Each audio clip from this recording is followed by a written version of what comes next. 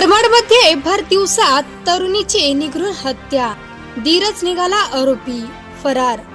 B20 न्यूजचे Jalna प्रतिनिधी नजीर इनामदार। जिल्ह्यातील करमाड येथे भर दिवसा घडलेल्या धक्कादायक घटनेने परिसर हादरला आहे। पेट्रोल पंपावर काम करणाऱ्या पूजा सुदाम गवंडे या तरुणीचा गळा चिरून खून करण्यात आला असून या प्रकरणात आरोपी तिचाच धीर असल्याची माहिती समोर आली आहे।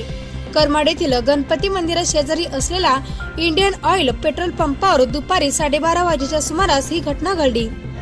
कामात व्यस्त असलेल्या पूजाशी आरोपी सत्यम रावसाहेब गावंडे यांचा वाद झाला आणि संतापाच्या भरात त्याने चाकूने गळ्यावर वार केले।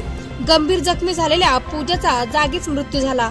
घटनेनंतर परिसरात भीतीचे वातावरण निर्माण झाले असून पोलिसांनी पंचनामा करून मृतदेह उत्तरीय तपासणीसाठी पाठवला आहे। प्राथमिक तपासात कौटुंबिक वादातून हा खून झाल्याचा संशय व्यक्त करण्यात येत असून फरार आरोपीच्या शोधासाठी विशेष पथके रवाना करण्यात आली आहे। या घटनेमुळे महिला सुरक्षिततेचा मुद्दा पुन्हा ऐरणीवर आला आहे।